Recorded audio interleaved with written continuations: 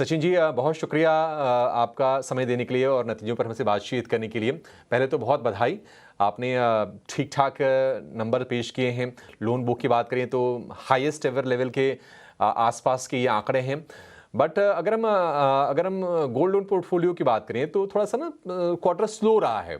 आप ज़रा बताएँगे कि ग्राउंड सिचुएशन क्या है और इस स्लो ग्रोथ के पीछे की वजह क्या है? ये इस क्वार्टर के अंदर ओवरऑल ग्रोथ हमारी काफ़ी अच्छी रही है। 18% ग्रोथ, बोथ डिसबर्समेंट्स अगर देखेंगे तो भी 18% है और बुक ग्रोथ भी 18% है अगर आप रिटेल बुक की तुलना करेंगे तो। अगर आप ओवरऑल रिटेलाइजेशन का जो ये है हमारा लक्ष्य का पहला गोल है, उसमें हम लोगों ने 98% अचीव किया है, 1% higher than previous quarter. Second goal जो है हमारा वो 25% सीएजीआर का, वो अगर पिछले 2022 से लेके 2025 तक कर देखेंगे तो 28% तक हो चुका है। ये क्वार्टर्स आपको पता है कि रूरल बिजनेस फाइनेंस जो है हमारा माइक्रो लोन्स का बिजनेस जो है, उस बिजनेस में धीरे-धीरे डिसबर्समेंट्स में इंक्रीज हो रहा है जैसे-जैसे कलेक्शन एफिशिएंसीज इंप्रूव होती जा रही है।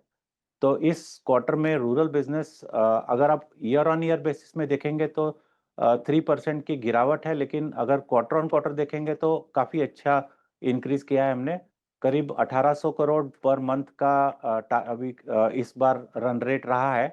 अ, अगले क्वार्टर तक हो सकता है हम लोग 1900 करोड़ तक पहुंच जाएंगे पर मंथ ट्रेजेक्ट्री पे।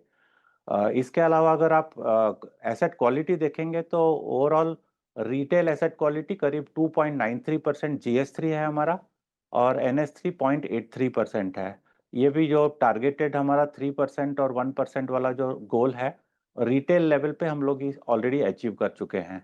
और ये जो आप जीएस3 एनएस3 देख रहे हैं, ये अभी हमारा जो माइक्रो लोन का बुक है, rural business finance plus micro loan, इसको नज़र इसको अगर आप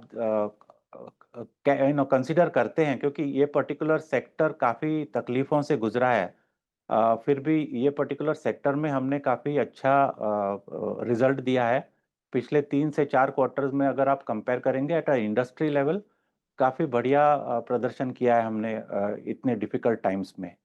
फाइनली कंसोलिडेटेड आरओए जो है, जो कि पिछले 4 क्वार्टर्स से के पहले तक काफ़ी अच्छा डायरेक्शनली ऊपर मूव हो रहा था 2.8 टू 3% की ट्रेजेक्टरी पे, वो धीरे-धीरे अब आगे बढ़ने लगा है। 2.22% था पिछले क्वार्टर में।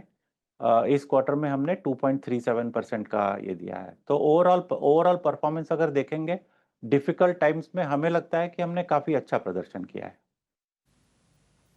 जी। सचिन जी, निश्चित तौर पर अगर आपके हम रिटेल लोन बुक की बात करें तो करीब-करीब 1 लाख करोड़ रुपए का आंकड़ा आपने अचीव किया है। प्रॉफिट भी डिसेंट है, 700 करोड़ रुपए के प्रॉफिट हैं। लेकिन 2 और चीज़ों को लेकर ज़रा आपसे मैं जानकारी चाहूँगा। वो है रूरल अगर हम बिज़नेस की बात करें और टू व्हीलर फाइनेंस की बात करें। इन दोनों में थोड़ी-सी ना डी-ग्रोथ है। ज़रा बताएँगे कि इसके रीज़न क्या हैं और क्या हम नेक्स्ट क्वार्टर के नंबर में रिवाइवल की उम्मीद करके चलें यहाँ से? जैसे कि मैंने बताया, रूरल बिजनेस फाइनेंस में धीरे-धीरे इम्प्रूवमेंट हो रही है। कलेक्शन एफिशिएंसीज अब नॉर्मलाइजेशन की ओर बढ़ रही है। हमें लगता है कि 1 क्वार्टर और लगेगा। पहले का जो कलेक्शन एफिशिएंसी नॉर्मल लेवल्स होता था 99.8, लेकिन अब पिछले 3-4 क्वार्टर से आपने देखा है कि काफ़ी डिफिकल्ट टाइम से गुजरा है ये पर्टिकुलर सेक्टर।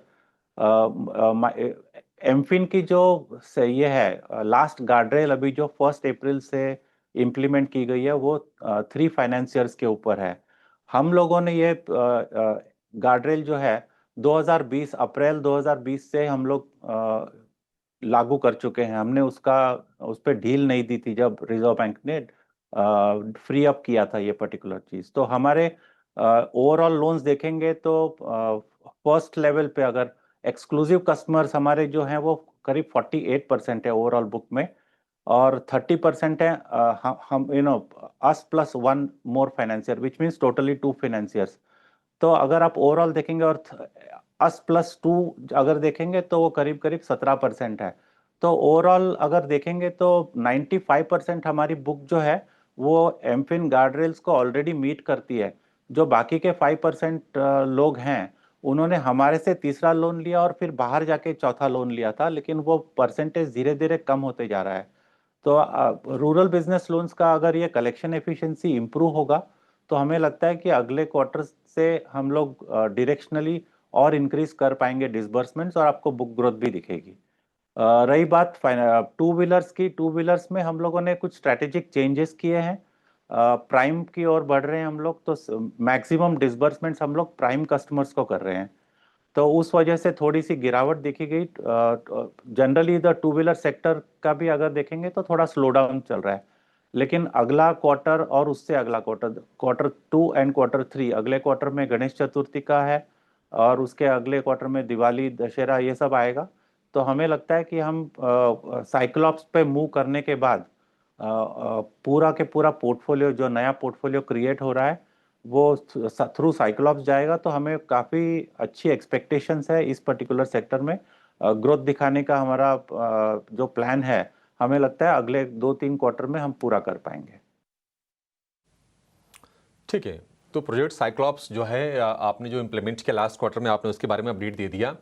लेकिन सचिन जी, मतलब जो आंकड़ा सरप्राइज किया ना सभी को, हालांकि बेस थोड़ा छोटा रहा है पर्सनल लोन सेगमेंट का, लेकिन ईयर ऑन ईयर ग्रोथ 65% का, जरा बताएंगे कि ये ग्रोथ सस्टेनेबल है आगे? जी बिल्कुल। पर्सनल लोन में हमने इस बार करीब 1900 करोड़ का डिसबर्समेंट किया है।